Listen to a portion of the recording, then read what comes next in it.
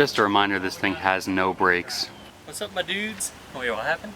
What are we doing today? Oh, hopefully we're gonna put brakes on this thing and not get killed by a big spider. There's a big spider in there under the hood.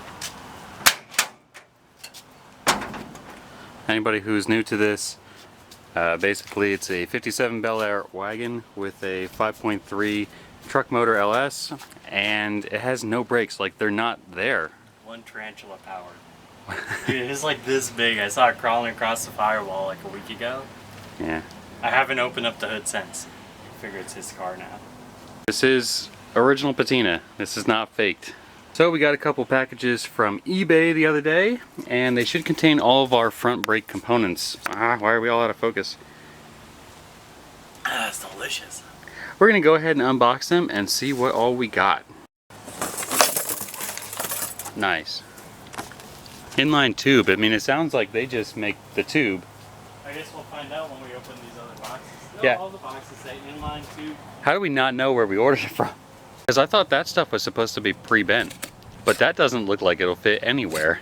I think you have to pre-unbend how they bent it to get it Bent correctly. yes.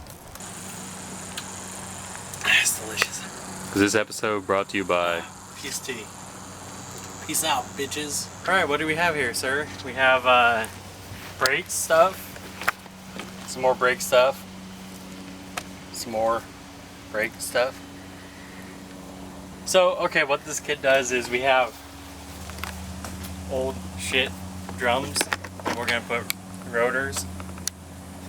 And we have manual brakes on this thing right now. And we're gonna put vacuum, so it should stop pretty good. We're just doing the front brakes for now because I didn't see a kit for the back brakes. Plus, I don't know if this thing has a bent wheel or a bent axle on it, so we have to test that out before I go ahead and.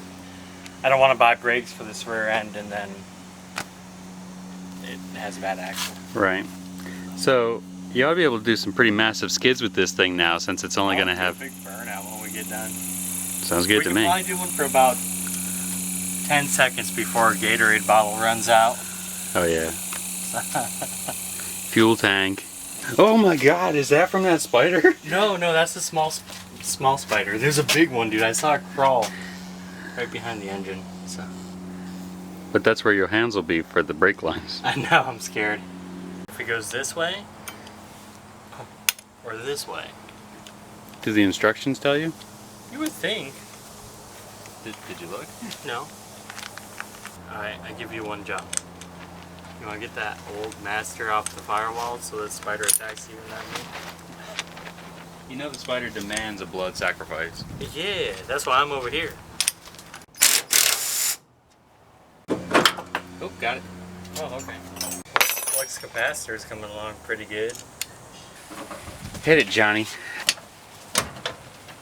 Yeah.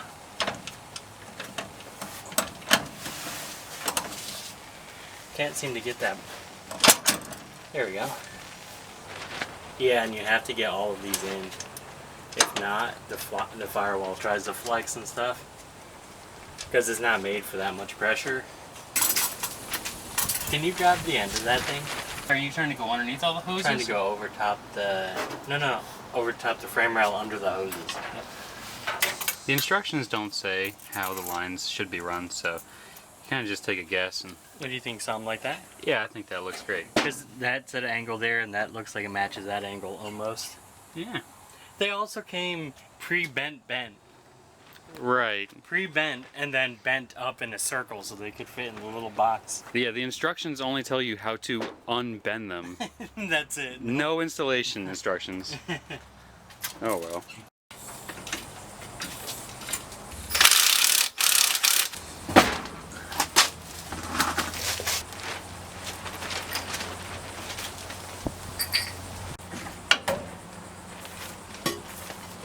Oh, they look pretty good.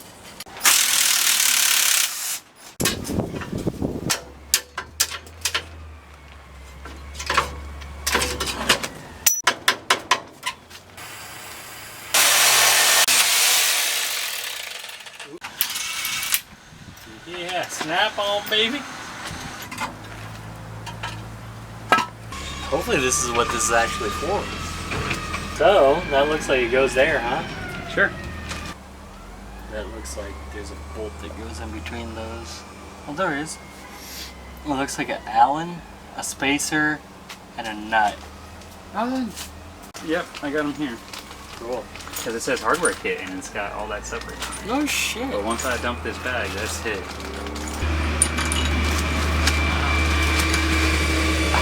Is that just clay or what? It disintegrated when you pushed the bolt into it. That's what it looks like. Late September back in '63.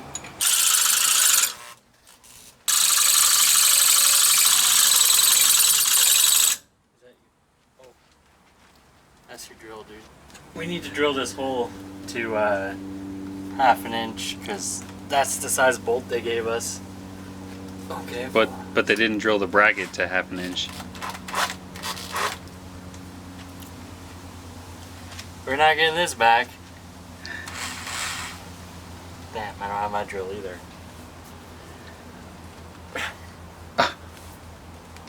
Dude. No, what a night. Nice job. Sorry.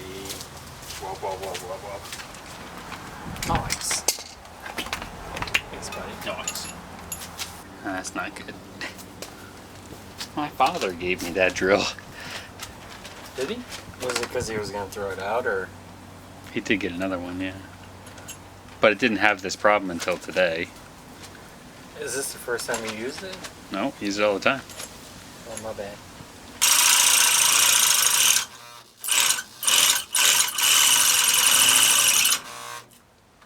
Where's yours? Okay, I think we're about to halfway. Here's the bolt. Gone forever. There it is. So these bolts go through this hole, but the bracket they sent us was a little too small and super hardened because they cut it out on a plasma table. So we went to Home Depot and got a drill bit. Turned out that we killed it really fast. So we went over to Andrew's dad's and he sharpened up the drill bit and drilled them out for us. Thanks, Andrew's dad. Oh, what a night. Look at that. It's almost like we know what we're doing. And on the second side, we will. Yes, sir. Here's the bolt that they gave us that wouldn't fit through the hole. And I only know this bolt goes in there because it says on the directions. There it is. Cool. Ugh. You're making me and everyone else uncomfortable. Oh, I didn't know we were recording. What happened? I don't remember when we stopped recording. Way before we put anything on, I think. I think maybe we just put the rotor on. Look at that, guys. Yep, so the caliper bolts on the stock location real easy, and We did have a couple issues. The nut that they supplied doesn't seem to be the same thread pitch. yeah, the castle nut, that one. So I reused the old one, which looked identical, but it also didn't go in as far, I guess, with the new bearings, or maybe it could be for an aftermarket spindle.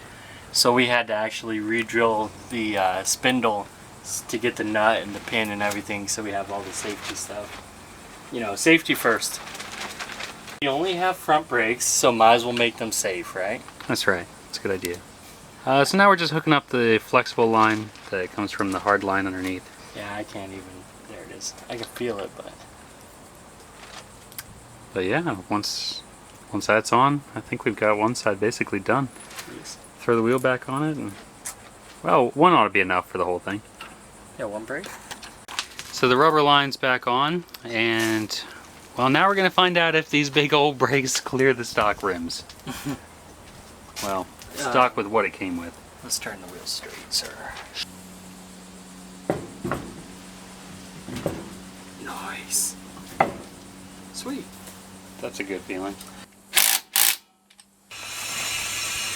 So now the driver's side is on, and we went ahead and cracked all the fittings loose so that we're going to let gravity do a lot of the bleeding for us while we attach the piece that goes inside that mounts to the pedal. and that's the piston that moves the brake booster. So now we just got the piece installed that goes up to the brake booster. Obviously it's the shiny new parts. It took a little bit to figure this one out because the threaded rod that was supplied was a bit too long, but I imagine that's to compensate for a lot of other pedal choices maybe, or travel in the system, but we cut about 1 inch off of the threads to allow us enough space to get it in there and adjust it correctly, but seems to be good to go now. We had to unbolt the brake booster just to give us enough room to slide everything in place. I'm not sure if that's part of the original plan, but it's what we had to do. So after Leon retightens this down, it's time to add some fluid and start bleeding the brakes. Again? I'm still going. Oh, you can go a little faster. So we've got good pedal pressure. Now it's time to start it up and see if the brakes work.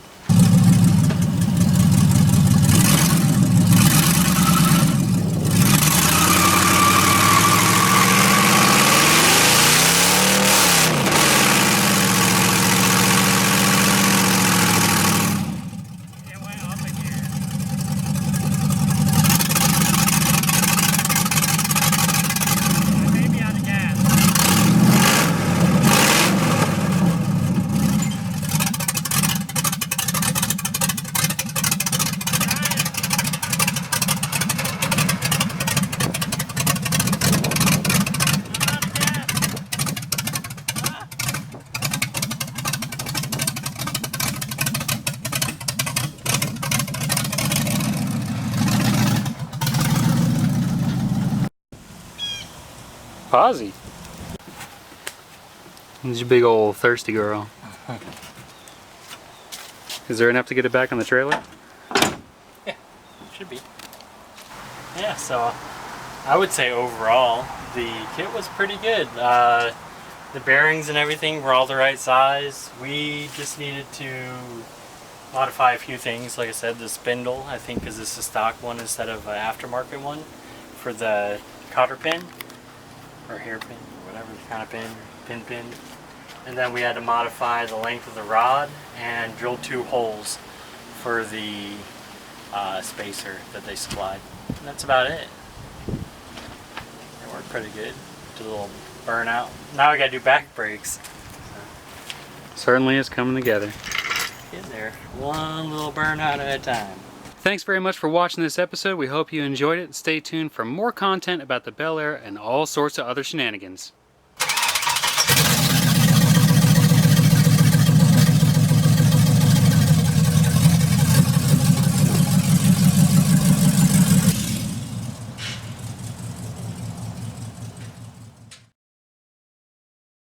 I'm a giraffe.